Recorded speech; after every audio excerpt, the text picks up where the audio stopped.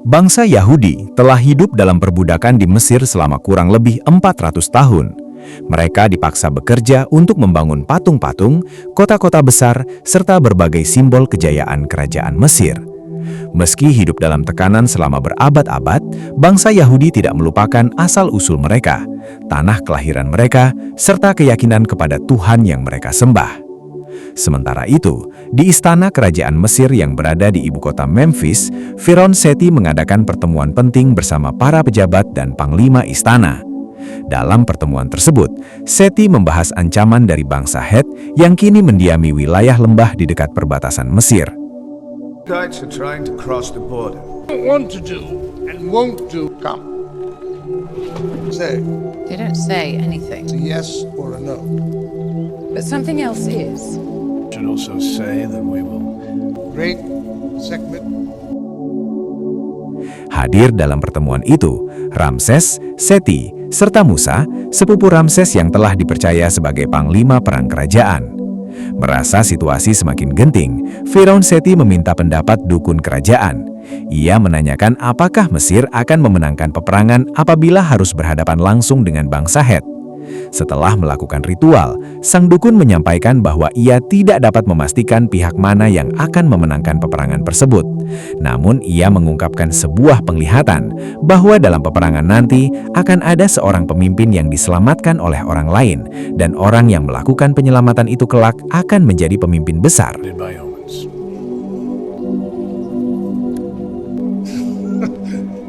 It's for victory over the Hittites.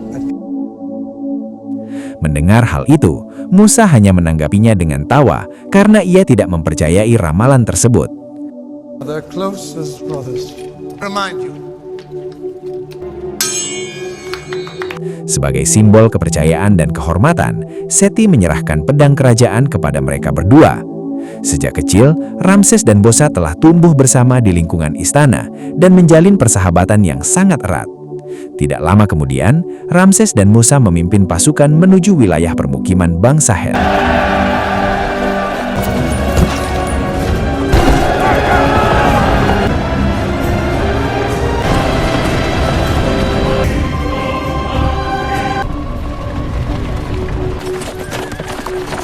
Division to the north. Reserve. Yes.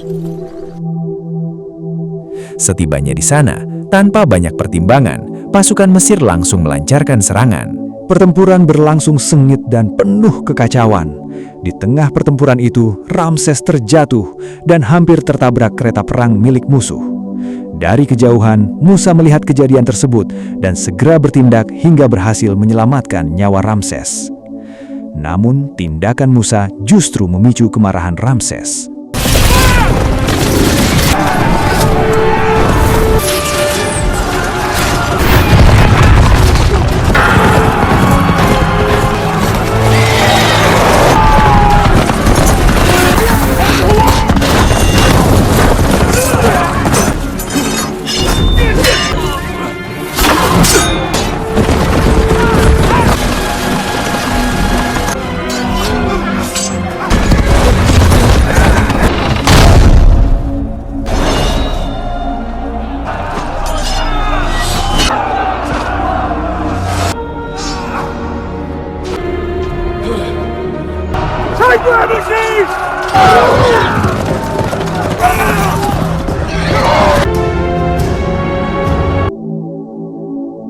Meski demikian, pasukan Mesir akhirnya berhasil mengalahkan bangsa Het dan kembali ke Mesir dengan membawa kemenangan. Sesampainya di istana, Firaun Seti memanggil Musa untuk menghadap. Seti telah mengetahui peristiwa saat Musa menyelamatkan Ramses di medan perang. Ia kemudian mengingatkan Musa tentang ramalan yang disampaikan sebelum peperangan dimulai.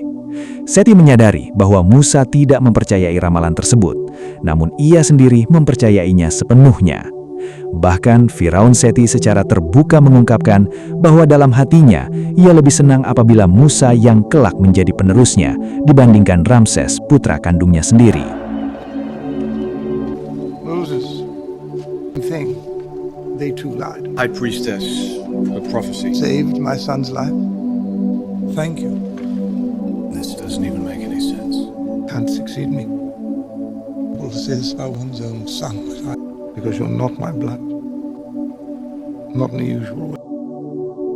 Dalam sebuah rapat kerajaan, Firaun Seti memerintahkan Ramses untuk melakukan inspeksi langsung ke lokasi tempat para budak bekerja.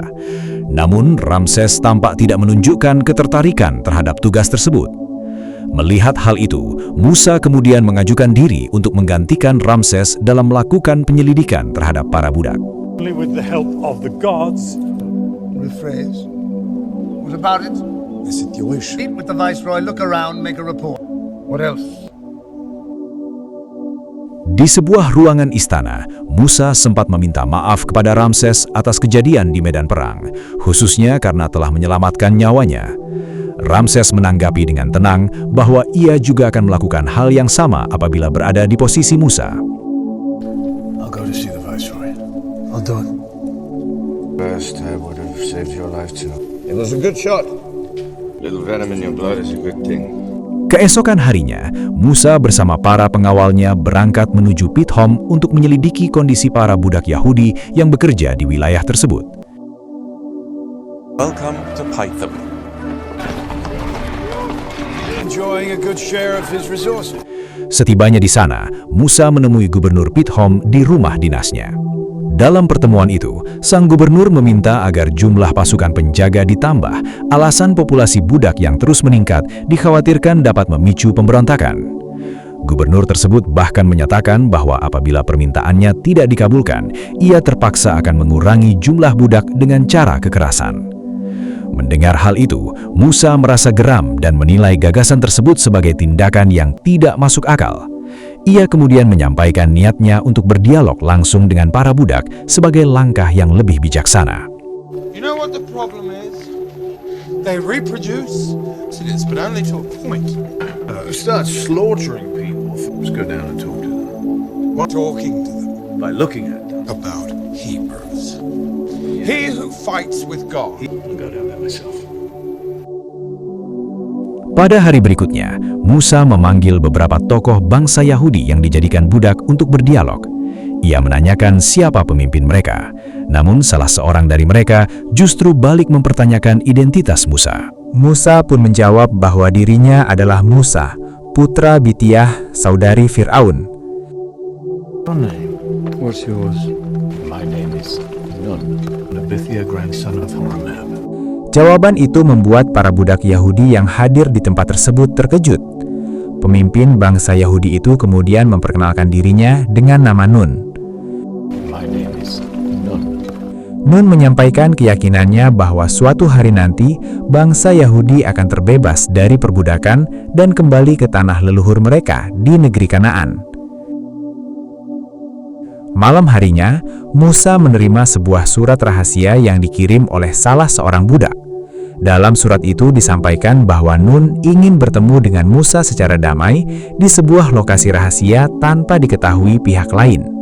Sementara itu, berdasarkan hasil penyelidikannya di kantor Gubernur Pithom, Musa menemukan bukti bahwa Gubernur Pithom telah melakukan berbagai praktik korupsi dan hidup bermewah-mewahan layaknya seorang raja.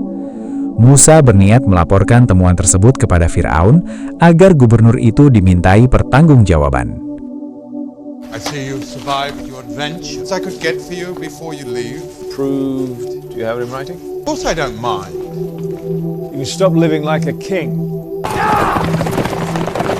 Pada malam yang sama, Musa pun menuju lokasi rahasia untuk menemui Nun sesuai pesan yang ia terima. Di dalam ruangan itu, Nun menyampaikan sebuah kenyataan yang sangat mengejutkan Musa. Ia menjelaskan bahwa Musa sebenarnya bukan anak kandung Bitiah. Pada masa kelahiran Musa, pernah beredar sebuah ramalan yang menyebutkan bahwa akan lahir seorang anak dari bangsa Yahudi yang kelak membebaskan kaumnya dari perbudakan.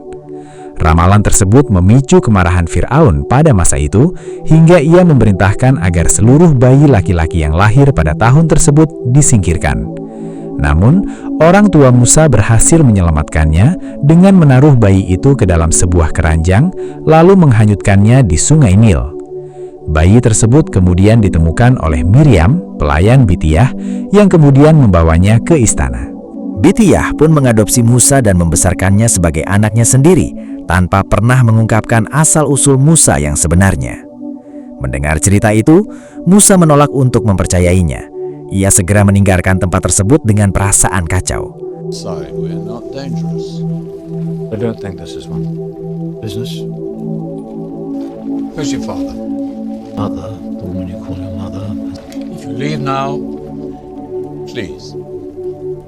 The year of your birth, firstborn, Hebrew boy to the banks of the river. you are Hebrew. Even that good a story. Tanpa disadari, pertemuan itu didengar oleh dua orang budak Yahudi. Dengan harapan mendapatkan imbalan, keduanya melaporkan percakapan tersebut kepada Gubernur Pitom. For this information, We won't refuse it. to be sufficient payment. Saat Musa kembali ke Memphis, ia terkejut oleh kondisi Fir'aun Seti yang terbaring lemah dan berada di ambang kematian. Seti sempat menanyakan keadaan Musa yang terlihat gelisah dan penuh pikiran sebelum akhirnya menghembuskan terakhir nafasnya. We can talk about that another time. Sit Gods, and the man is clearly a thief. to exercise it. What's wrong, Moses? Nothing else. Upacara pemakaman Fir'aun Seti pun dilaksanakan pada malam itu juga. you be alert every moment of your eternal life. Keesokan harinya, Ramses dinobatkan sebagai Fir'aun baru untuk menggantikan ayahnya. Namun, pada malam harinya, Gubernur Pitom datang menghadiri rapat kerajaan dan menyampaikan sebuah laporan penting. For a reason, they inspire. Say it out loud, whatever it is. Bring him in. Di hadapan Ramses, gubernur tersebut mengungkapkan asal-usul Musa yang sebenarnya sebagai keturunan bangsa Yahudi. Namun, Musa dengan tegas menyangkal tuduhan itu. Ia menyatakan bahwa dirinya adalah anak Bitiah dan menuduh Gubernur Pitom telah mengarang cerita demi kepentingannya sendiri. Terrible news. Sorry. You didn't arrest him? Oh, he came? Can I told him I did not care. Told him he should by very reliable source talking about. Yes. You, four people are Hebrew. Not believing Moses. Bithia! My son discovers this. You believe his feeble self? Yes or no? Come, sit down. Merasa ragu, Ramses kemudian memerintahkan Bitiah dan Miriam untuk menghadap. Di hadapan mereka, Ramses menuntut kejujuran. Ia meminta Miriam meletakkan tangannya di atas meja, lalu bertanya, apakah benar dahulu ia menemukan Musa di Sungai Nil? Miriam memilih diam dan tidak memberikan jawaban. Saat situasi mulai memanas dan Ramses hampir mengambil tindakan yang lebih jauh, Musa segera melindungi Miriam. Tindakan itu justru membuat Ramses semakin tersulut emosi. Ia kemudian memerintahkan para pengawal untuk membawa Musa pergi dan mengasingkannya ke tempat yang jauh. A reason to kill him, but you have one. Simply did not want to harm Lokdal. I don't want to believe it. Child. I said dead. Pada hari pengasingannya di perbatasan Mesir, Musa menyampaikan salam perpisahan terakhir kepada Bitiah dan Miriam. Pada momen itulah, Bitiah akhirnya mengungkapkan kebenaran yang selama ini ia simpan. Ia menjelaskan bahwa Musa memang bukan anak kandungnya. Allow me to talk to my mother. Miriam. You'd have said what he wanted to hear. There was nothing more to him than that.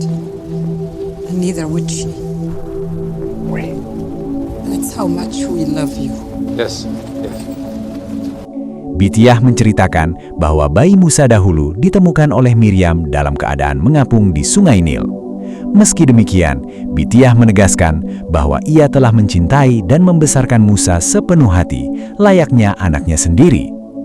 Mendengar pengakuan itu, Musa hanya terdiam dan terpukul oleh kenyataan yang baru ia ketahui. It's not true. It is true. Sebelum berpisah, Miriam menyerahkan sebuah peninggalan terakhir dari ibu kandung Musa, benda yang masih melekat sejak ia pertama kali ditemukan. Musa pun memeluk Bitiah dengan erat, lalu berpamitan untuk melanjutkan perjalanan. Wearing this when I brought you to the river. That's you. Your sister saved your life. The connection between you and our mother. Now you saved hers. Worship.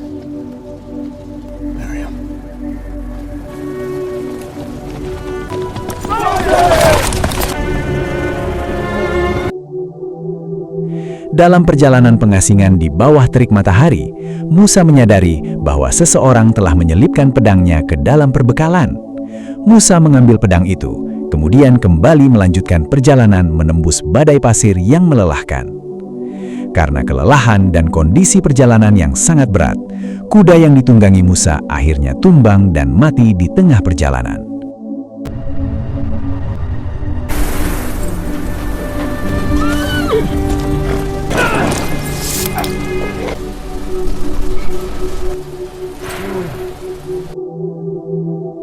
Keesokan harinya, saat Musa baru saja terbangun, dua orang utusan Mesir muncul dengan niat menghabisi nyawanya. Musa pun terpaksa melawan demi mempertahankan diri. Dalam peristiwa tersebut, kedua penyerang berhasil dilumpuhkan. Setelah itu, Musa mengambil kuda milik mereka dan kembali melanjutkan perjalanan. Sepanjang perjalanan, Musa mencatat dan menggambar rute yang telah ia lalui agar tidak tersesat. Perjalanan panjang itu membawanya hingga ke sebuah selat. Musa menyeberangi selat tersebut dan melanjutkan perjalanan menuju wilayah yang belum pernah ia kenal sebelumnya.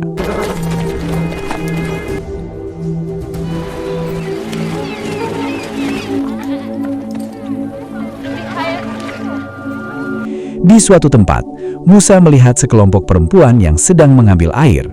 Mereka tampak kesulitan karena terus diganggu oleh para pengembala kambing yang bersikap kasar.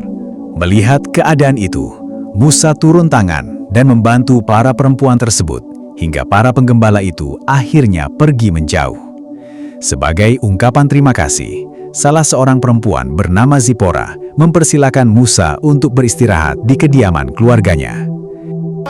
Now stop. Keep working. Wait your turn. Move your animals away from the troughs. It's yours again. Kehadiran Musa pun disambut dengan baik oleh keluarga Zipora. Seiring berjalannya waktu, Musa menetap di tempat itu. Hari demi hari berlalu, dan hubungan Musa dengan Zipora semakin dekat hingga tumbuh rasa saling menyukai.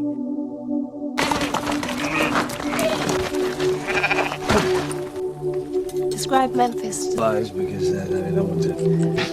There's more here than that. That was rude.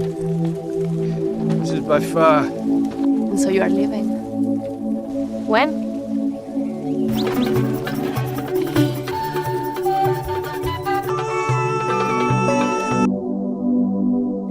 Akhirnya, Musa memutuskan untuk menikahi Zipora dan memilih menetap di desa tersebut. This is my wife. I, Zipporah, what I know of you, and your abiding love for me, I pledge my love. What's the most important thing in your life? Where would you rather be? Proceed.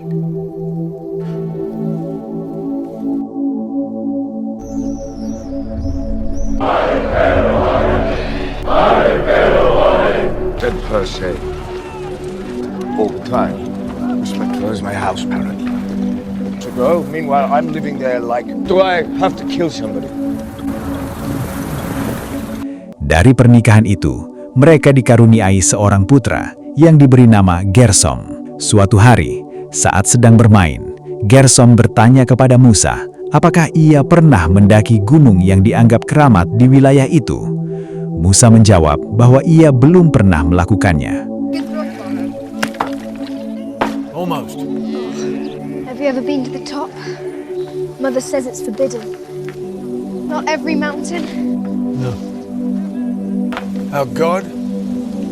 It's God's mountain. Gersom kemudian mengungkapkan keinginannya untuk mendaki gunung tersebut suatu hari nanti, namun segera dilarang oleh Zipora. Menurut Zipora, gunung itu adalah tempat yang tidak boleh didaki karena dianggap suci dan berada di bawah larangan Tuhan. Setelah itu, Musa berangkat membawa ternaknya menuju gunung tersebut. Sesampainya di puncak, cuaca tiba-tiba berubah. Hujan turun dengan sangat deras hingga membuat Musa kebingungan mencari perlindungan. Tidak lama kemudian, terjadi longsoran bebatuan yang menimpa Musa hingga ia terjatuh dan mengalami luka yang cukup serius. You're confusing him. For a boy to grow up believing in nothing, it's my faith. I know. Please, I look like me already. Hey! Hey! Hey!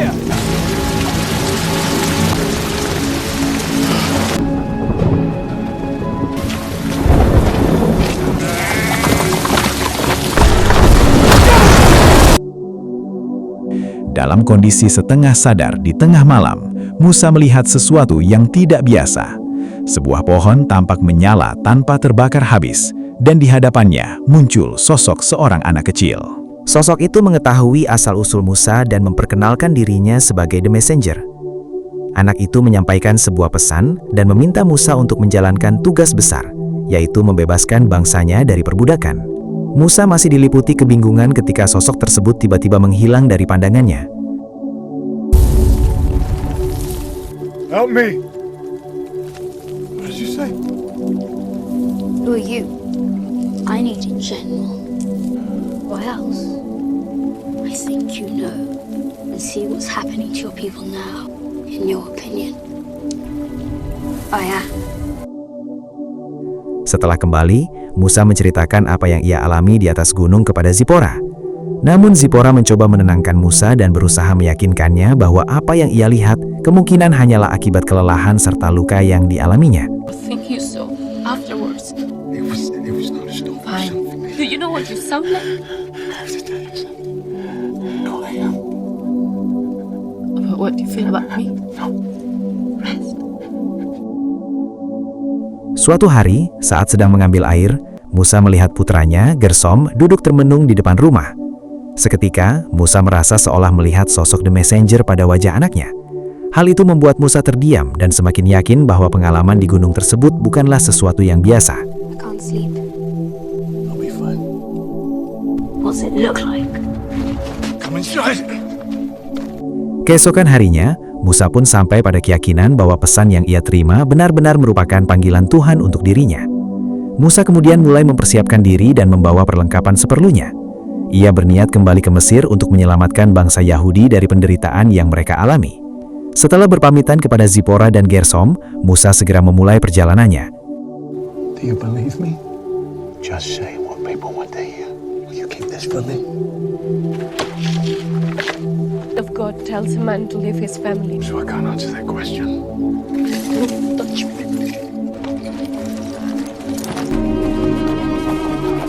Ia kembali menyeberangi selat Tiran yang dangkal dan melanjutkan perjalanan hingga tiba di sebuah persimpangan jalan. Di tempat itu, Musa bertemu dengan sekelompok pengembala dan menanyakan asal mereka. Salah seorang pengembala menjelaskan bahwa mereka berasal dari wilayah Selat Tiran, namun menempuh jalur berbatu yang sempit dan berbahaya, bukan jalur yang baru saja dilalui Musa. Have you some milk to spare? Narrow and dangerous path. Thank you, Father. Musa kemudian melanjutkan perjalanannya hingga akhirnya kembali tiba di Mesir. Di sana, ia menyaksikan para budak Yahudi dipaksa bekerja dengan beban yang semakin berat hingga banyak yang jatuh karena kelelahan.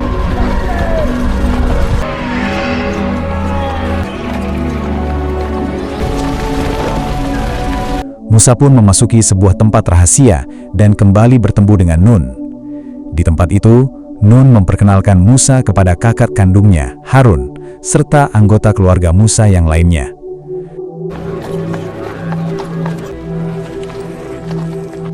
I remember you. Keep your eye on the horse. Welcome back, brother. Is your famous Uncle Moses. Sementara itu, di tempat lain, Ramses terbangun secara tiba-tiba dari tidurnya dengan perasaan gelisah.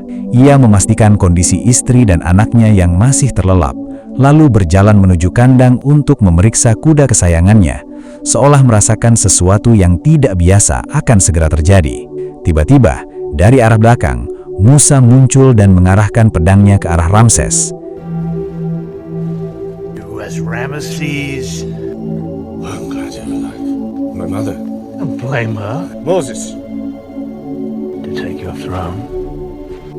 There have been those Night and day now. They rights they should be paid for their work or... slaves, Moses. What else do you expect? Do not call them animals! Dramatic to say the least.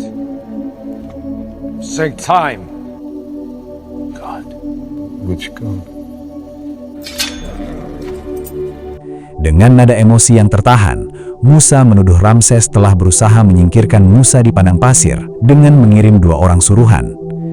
Namun, Ramses segera menjelaskan bahwa perintah itu bukan berasal darinya, melainkan dari ibunya. Ia menegaskan bahwa dirinya justru berusaha menolong Musa dengan menyelipkan pedangnya ke dalam perbekalan agar Musa dapat melindungi diri selama masa pengasingan. Setelah mendengar penjelasan itu, Musa kemudian menyampaikan maksud kedatangannya. Ia menegaskan bahwa dirinya tidak datang untuk merebut kekuasaan ataupun mengancam posisi Ramses sebagai Firaun. Musa hanya meminta satu hal, yaitu agar Ramses bersedia membebaskan bangsa Yahudi dari perbudakan. Namun, dalam kondisi penuh emosi, Ramses justru memerintahkan pasukannya untuk menangkap dan menghabisi Musa beserta keluarganya. Pasukan Mesir pun mulai melakukan penyisiran ke permukiman para budak Yahudi untuk mencari keberadaan Musa. Seriously considering his proposal, I stand corrected in that demand. Not one of ours. So, I want Moses dead. Go. Where's Moses? Where's Moses? Di tempat lain, Nun berhasil menyembunyikan Musa dan keluarganya di sebuah tempat perlindungan rahasia. Karena gagal menemukan Musa, Ramses menjatuhkan hukuman berat kepada sebuah keluarga Yahudi yang tidak bersalah sebagai bentuk tekanan. Ramses kemudian mengumumkan bahwa apabila tidak ada yang memberitahukan lokasi Musa, maka setiap hari akan ada satu keluarga Yahudi yang menerima hukuman serupa. Moses, his family. It's not Moses. His wife, we don't know. And discuss where this one is. Peristiwa itu memicu kemarahan dan keputusasaan di kalangan budak Yahudi. Perlahan, muncul kesepakatan bahwa mereka tidak bisa terus tinggal diam. Para pemuda Yahudi mulai berkumpul secara diam-diam di sebuah tempat rahasia untuk mempersiapkan perlawanan. Namun, keesokan harinya, satu keluarga lain kembali menerima hukuman, sehingga semakin memperkuat tekad mereka untuk bertindak. Both eyes open! Draw! Loose!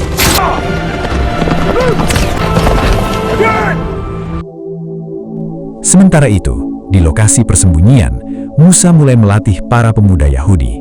Pada sore hari, Musa berbicara di hadapan mereka dan menjelaskan bahwa kekuatan mereka tidak akan cukup apabila harus menghadapi pasukan Mesir secara terbuka. Musa kemudian menyampaikan strategi lain. Menurutnya, satu-satunya cara untuk memaksa Ramses memenuhi tuntutan mereka adalah dengan menghentikan pasokan makanan dan air bagi rakyat Mesir, sehingga tekanan akan muncul dari dalam kerajaan itu sendiri. No! What that, Chief? We must force them! Malam harinya, Musa dan kelompoknya mulai bergerak. Mereka menyerang gudang-gudang penyimpanan bahan pangan dan merusak perkebunan yang menjadi sumber makanan. Tidak hanya itu, beberapa kapal pengangkut logistik juga dihentikan agar pasokan tidak sampai ke kota. Dari kejauhan, Ramses menyaksikan kejadian tersebut dengan kemarahan yang semakin memuncak.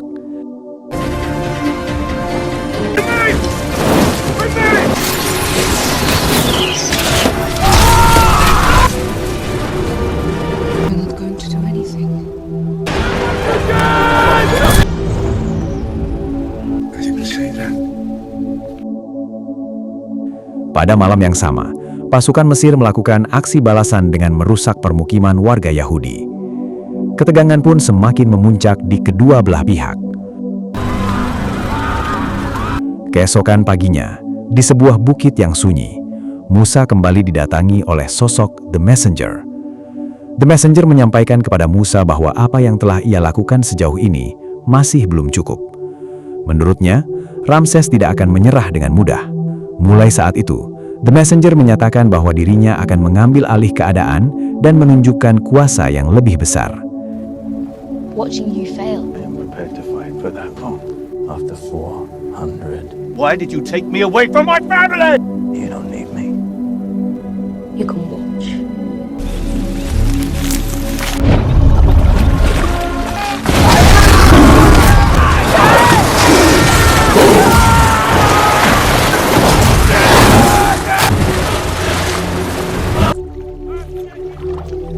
Tidak lama berselang, terjadi peristiwa aneh di Sungai Nil. Dari dalam sungai muncul banyak hewan liar yang membuat para nelayan dan penduduk di sekitar sungai terpaksa menjauh. Kekacauan pun terjadi di sepanjang aliran Sungai Nil, hingga air sungai berubah warna dan tercemar. Akibatnya, ikan-ikan mati dan mengambang di permukaan. Air yang tercemar tersebut kemudian meluap ke sawah dan ladang milik warga Mesir, sehingga ancaman gagal panen pun tidak dapat dihindari. Divine Goddess Kibeshet. How long will it take? But longer than that.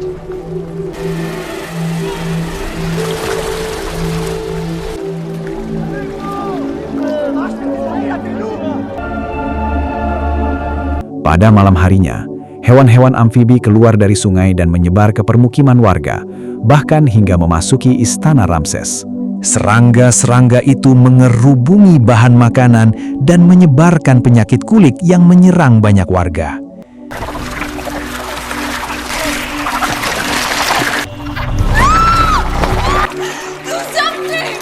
Seluruh penduduk Mesir merasakan dampaknya, termasuk Ramses dan keluarganya yang juga mengalami gangguan kesehatan. Di tengah kekacauan itu, salah satu pengawal Ramses menunjukkan sebuah pesan yang ditemukan di punggung seekor kuda. Pesan tersebut menyatakan bahwa seluruh musibah itu merupakan peringatan dari Tuhan, dan satu-satunya cara untuk menghentikannya adalah dengan membebaskan bangsa Yahudi dari perbudakan demi keselamatan bersama.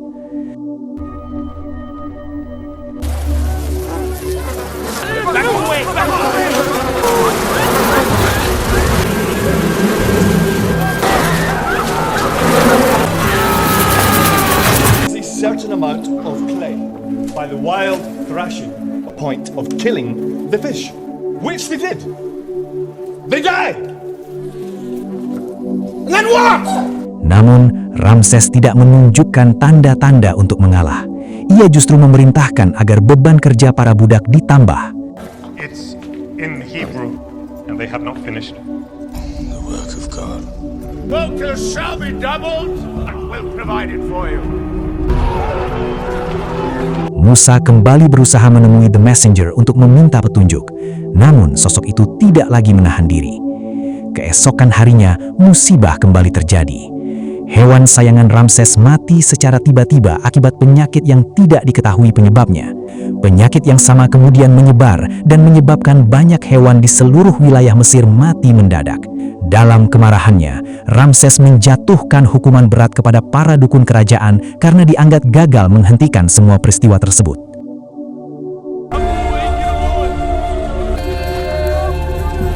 Diseases that we don't completely understand. Melodies can migrate from the... I appeal to Kibeshet again.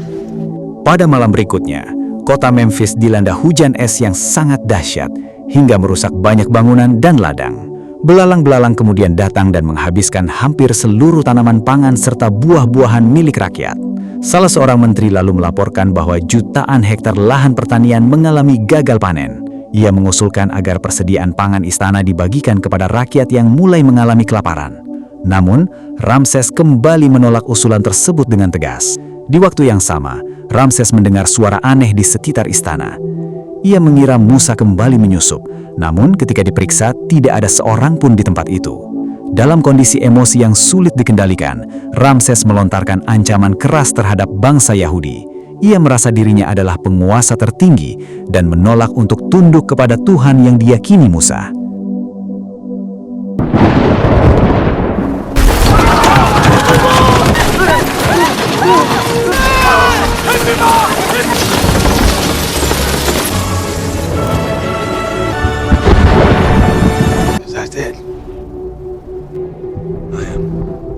Are you trying to say something? And it will not!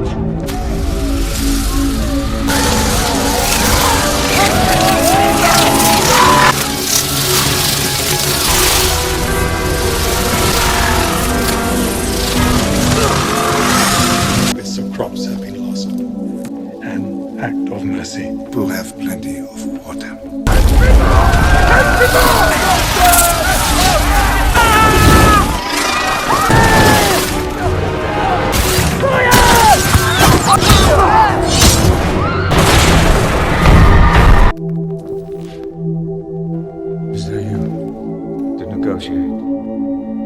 One more thing happens. Every Hebrew child. As you should have been. Your God did. So let's just see. It's God. I will drown him in the Nile. I am the God! Di atas sebuah bukit, Musa kembali bertemu dengan The Messenger. Musa menyampaikan bahwa ia baru saja menyelinap ke wilayah kerajaan Mesir.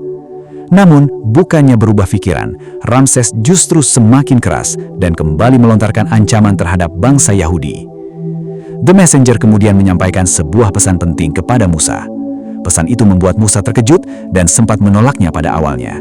Namun ia menyadari bahwa keputusan tersebut tidak dapat dihindari. He's given you what you asked. I disagree. Would be what? What were you about to say? What thought did you give to them? An army behind him, nothing will change. Those who imagine they're living gods. Tired of talking with a messenger! Heard Ramses' final threats. I want no part of this! Musa segera berangkat untuk menemui Ramses. Di luar dugaan, para prajurit tidak menghalanginya dan bahkan membiarkan Musa masuk ke dalam istana. Di hadapan Ramses, Musa sekali lagi memohon agar bangsa Yahudi dibebaskan dari perbudakan. Ia memperingatkan bahwa apabila permintaan itu kembali ditolak, maka akan terjadi musibah besar pada malam hari yang dampaknya tidak dapat dihindari oleh siapapun di Mesir. Something is coming. Must you accept what I've asked for? Not turn your back on me! Far beyond that. Sunset. Your child tonight. Setelah menyampaikan peringatannya, Musa meninggalkan istana dan segera kembali menemui bangsa Yahudi untuk menyampaikan pesan penting. Musa meminta setiap keluarga menyembelih seekor kambing dan menandai pintu rumah mereka sesuai petunjuk yang ia terima sebagai bentuk perlindungan bagi keluarga masing-masing. Slaughter a lamb. Why? Pity them for eternity. Malam itu, Ramses yang diliputi kegelisahan memilih tidur di samping putranya sambil membawa senjata, seolah ingin menjaga keluarganya dengan caranya sendiri. Tepat di tengah malam, langit tampak berubah gelap. Cahaya di kota Memphis mulai meredup dan suasana sunyi perlahan berubah menjadi kepanikan.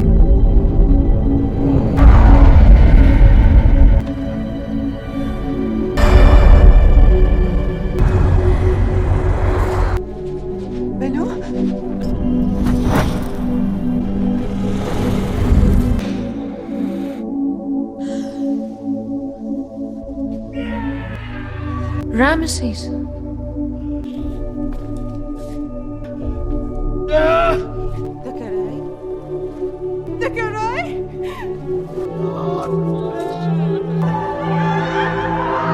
Keesokan harinya, Ramses menemui Musa dengan wajah penuh kelelahan dan kebingungan. Di hadapan Musa, Ramses mempertanyakan kekuasaan Tuhan yang disembah Musa dan bertanya mengapa musibah sebesar itu harus terjadi. Musa menjawab dengan tenang bahwa pada malam yang sama, tidak satupun anak dari bangsa Yahudi mengalami kejadian serupa. Mendengar hal itu, Ramses terdiam, seolah tidak mampu memahami apa yang telah terjadi. Dalam keputusasaan dan amarah yang masih tersisa, Ramses akhirnya memerintahkan agar seluruh bangsa Yahudi segera meninggalkan Mesir dan pergi sejauh mungkin dari wilayah kekuasaannya.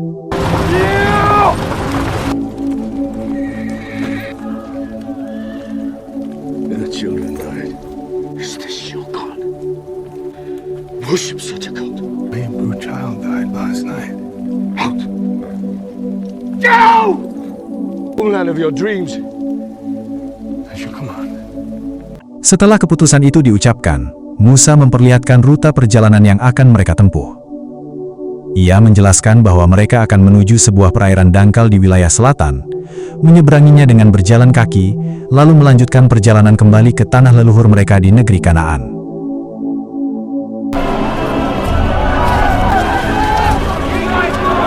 Hari demi hari berlalu. Setelah menyelesaikan proses pemakaman putranya, perasaan Ramses perlahan berubah. Ia kemudian memutuskan untuk mengerahkan ribuan prajurit guna mengejar bangsa Yahudi.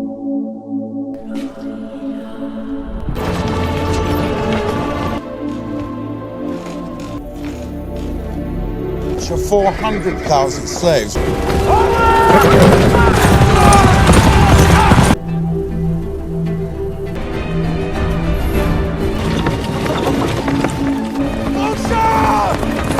1,000 men. 1,000 to the end. Dari kejauhan, salah seorang pengikut Musa melihat kepulan debu besar yang menandakan pergerakan pasukan Mesir. Ia segera melaporkan hal tersebut kepada Musa. Menyadari bahaya yang semakin mendekat, Musa memutuskan membawa seluruh rombongan melewati jalur pegunungan yang terjal dan berbahaya dengan harapan dapat memperlambat laju pasukan Ramses. Musa mulai ragu dalam menentukan arah perjalanan. Ia berusaha mencari petunjuk dengan berdoa, namun tidak menemukan jawaban yang jelas. Dengan mengandalkan nalurinya, Musa akhirnya memilih sebuah jalur sempit di sisi pegunungan dan membawa seluruh rombongan melewatinya.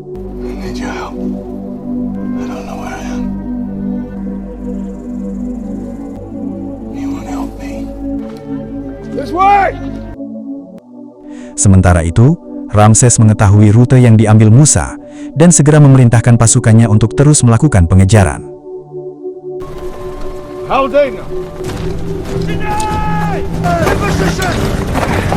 Setelah berhasil melewati pegunungan, rombongan Musa justru dihadapkan pada pemandangan yang tidak sesuai harapan. Di hadapan mereka terbentang lautan luas dengan ombak besar, bukan perairan dangkal seperti yang mereka cari. Musa pun menyadari bahwa mereka telah tersesat. Malam itu, ia kembali berdoa dalam kebingungan dan kegelisahan. Di belakang mereka, pasukan Mesir semakin mendekat. Sementara di depan, lautan tampak mustahil untuk diseberangi. Dalam kondisi penuh tekanan, Musa melemparkan pedangnya ke arah laut, seolah menyerahkan segalanya kepada kehendak Tuhan. Di tengah perubahan itu, terlihat kembali pedang Musa yang sebelumnya terlempar ke laut. Musa melangkah maju dan mengambil pedangnya. Saat itulah, ia menyadari bahwa lautan di hadapan mereka perlahan mulai menjadi dangkal. Tanpa menunda waktu, Musa segera memerintahkan seluruh rombongan untuk mulai menyeberangi lautan tersebut. Pada awalnya, sebagian dari mereka ragu untuk melangkah. Namun Musa meyakinkan seluruh rombongan dengan keyakinannya. Ia berjanji akan memimpin bangsa Yahudi kembali ke tanah asal mereka, negeri Kanaan, tempat mereka akan hidup sebagai bangsa yang merdeka. Sementara itu, jauh di belakang, Ramses bersama pasukannya bergerak dengan kecepatan tinggi melewati jalur pegunungan untuk mengejar rombongan Musa. Di sisi lain, Musa tetap memimpin rakyatnya melintasi dasar laut yang kini terbuka. Saat rombongan Musa hampir mencapai seberang, Musa melihat dari kejauhan bahwa pasukan Ramses telah tiba di pantai. Ia segera memerintahkan seluruh bangsa Yahudi untuk mempercepat langkah dan segera menyelamatkan diri. Sementara itu, Musa bersama beberapa pemuda memilih berbalik arah untuk menghadapi Ramses. Go tell them! And yet you are not free. End of your forebears. Now I honor you with my faith. And you will perish. God is with us. Go! We cross here! Quickly! Come on!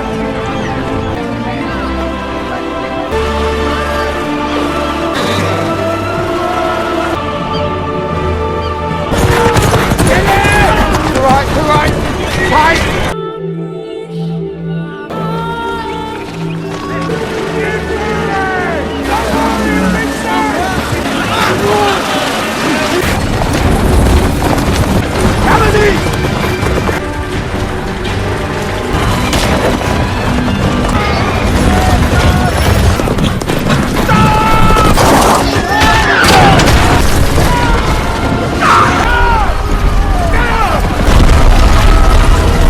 Go.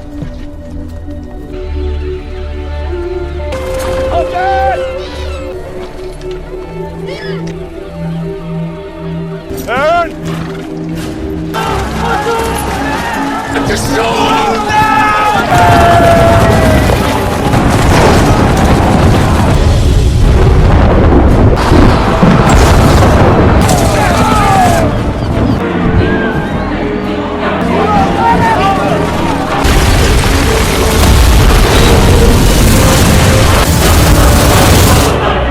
We must leave!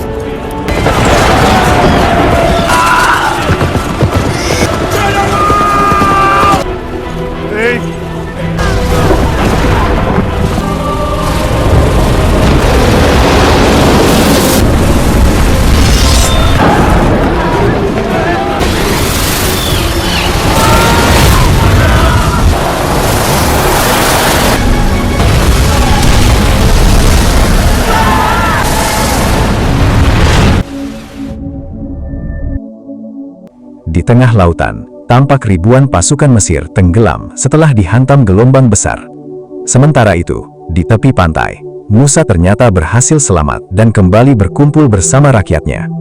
Namun kebebasan itu tidak langsung membuat Musa merasa tenang. Di pinggir pantai, ia terlihat cemas. It's just me here. Sit. I think they'll let us settle in Canaan. Tribes, and that concerns me even more. Same goal. We do now. Musa bertanya kepada salah satu pengikutnya tentang apa yang akan terjadi ketika mereka benar-benar tiba di tanah Kanaan. Ia menyadari bahwa penduduk setempat mungkin akan memandang bangsa Yahudi sebagai pendatang yang tidak diinginkan. Musa juga memahami bahwa saat ini ia masih mampu mengendalikan rakyatnya, namun keadaan itu tidak akan berlangsung selamanya. Di sisi pantai yang lain, Ramses ternyata juga berhasil selamat. Ramesses. Musa kemudian mengajak rakyatnya singgah di sebuah desa tempat istri dan anaknya tinggal. Geshem.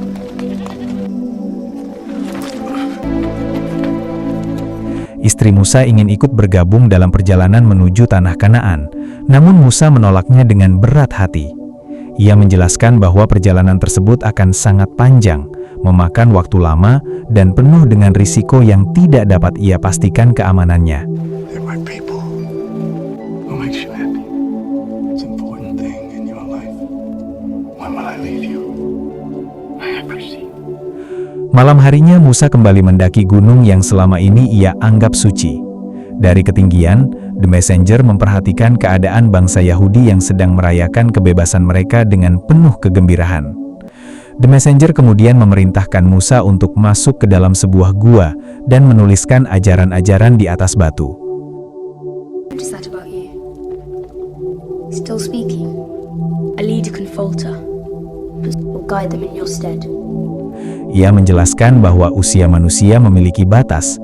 Musa tidak mungkin memimpin dan menjaga bangsa Yahudi selamanya. Karena itulah, seluruh ajaran, pedoman, dan aturan hidup harus dituliskan agar dapat menjadi pegangan bagi generasi-generasi selanjutnya. Waktu terus berjalan, hari berganti hari dan tahun berganti tahun. Musa yang kini semakin menua tetap memimpin ratusan ribu bangsa Yahudi dalam perjalanan panjang menuju tanah yang mereka yakini sebagai tanah perjanjian, tanah yang telah dijanjikan Tuhan kepada mereka. Perjalanan itu pun berakhir di sana. Semoga kisah ini dapat memberikan pelajaran dan sampai jumpa di alur cerita seru berikutnya.